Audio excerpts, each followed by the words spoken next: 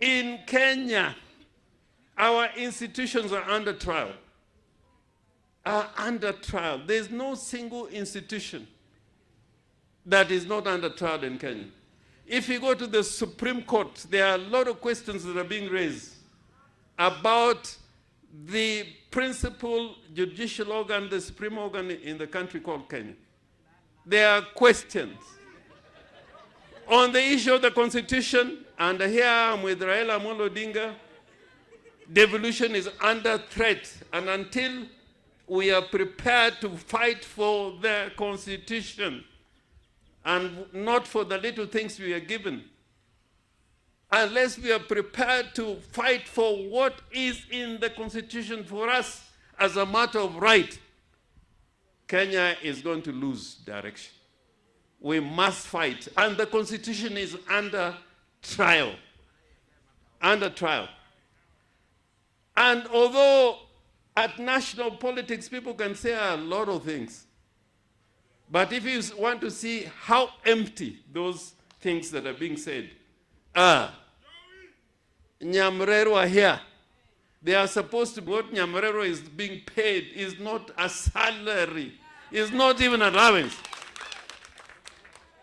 The truth of the matter is you are not getting your right.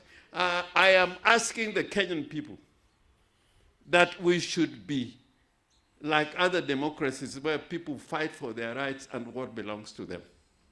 That is how we can take Kenya forward. Not by this silly politics we are being engaged in. Now, even in the political field now, 60 years, Kenya is a republic. And the only strategy we can think about winning elections at the national level is to form ethnic coalitions. Tribal coalitions. Tribal coalitions. That is not going to help. It's not going to help. Kenya, we want, like in the United States of America, although it's a mature democracy, where a young man who has roots in a Lego could go to the United States and be a president in America because they fight for constitutional provisions and what is right for that country. Tokae, niji nyaka gwelre ni kabilani. We are being so backward. We are being so backward. So these institutions is what we must make strong. And right now in Kenya, the last free and fair election that we had was in 2002. 2002.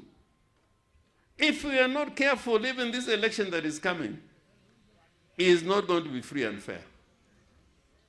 I am looking at it critically.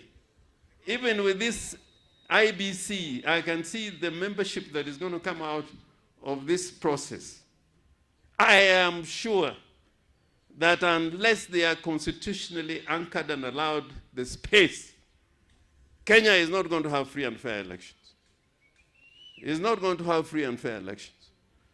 We are living in a country where the most popular man in the country for the last 20 years, Raila Amolo Odinga, cannot win an election because it's being stolen all the time. And we are forced to now enter into deals and transactions that do not make sense. So the struggle is going to be more difficult. I am prepared to go back to jail. I'm prepared to go back on the streets. But I'm not going to have a country where the most popular presidential candidate we've ever seen, Raila Amolo Odinga, every time after every election, the elections are stolen. And you're going to a Supreme Court also that is compromised. This is not a country to be proud about. This is a country where now the young people, the Gen Zs, you have to come out and we are prepared to join you. Yeah, so we have to change. We have to change this thinking. And I'm telling the people of the Republic of Kenya, from Sigomre today, things are not right in Kenya. If you can have Kipsigis community in Narok being killed over land, overland, and they have a government that they elected. It's because, the rights of the people are not being represented. People are crying all over.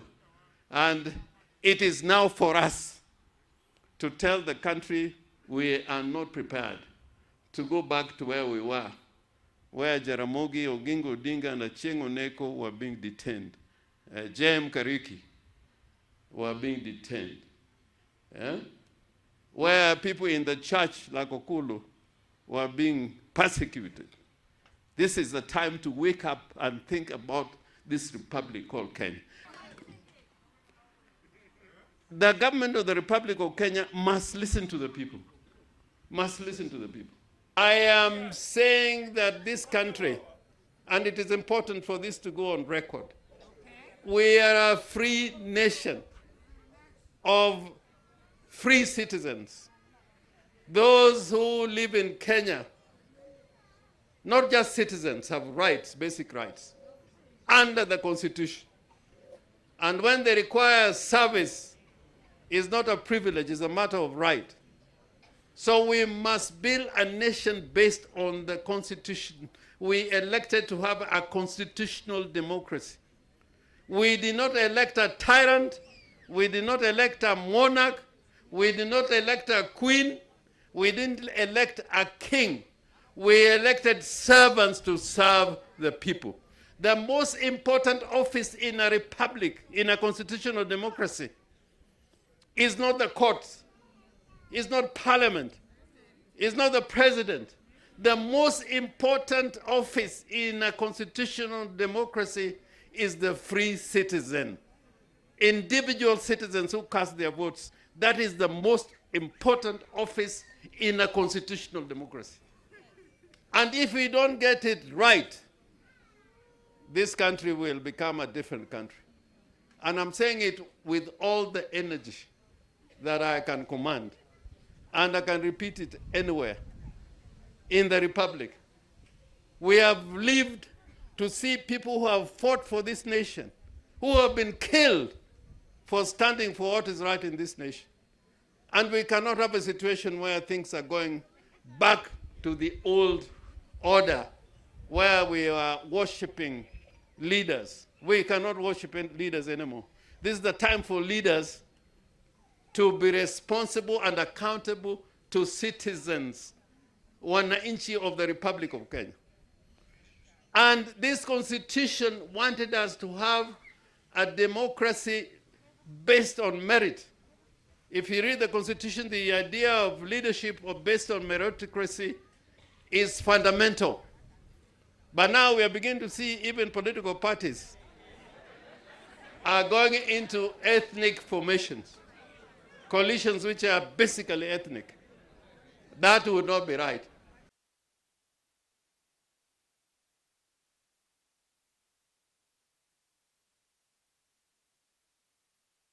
Dako wadwa tim nango. Anginyira na awon. Awon. Kodwa na anginyira awon.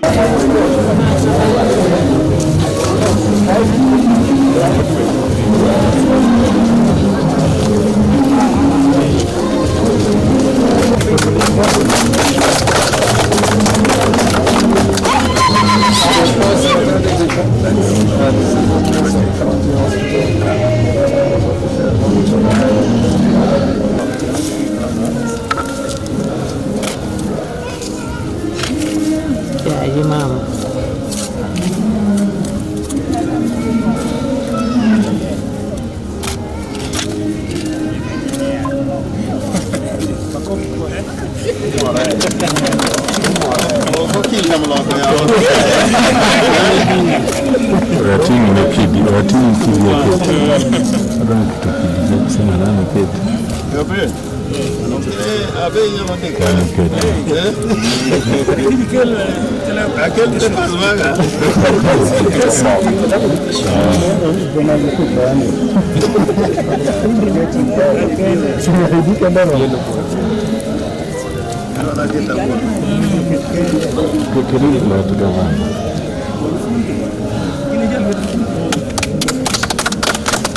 project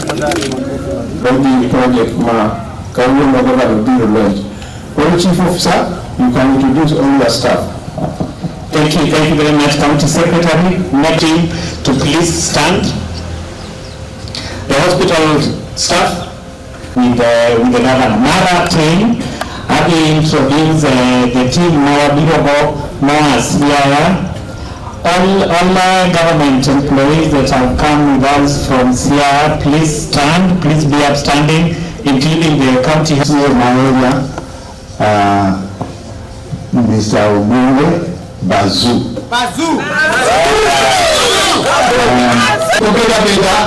Sub-county hospital for services, Nadogo Onge, area na. Dakane wangu maberha. Kosene ndo tungu wa henya. Jogero ga tungu. Tawana no kako ginene. Sawa.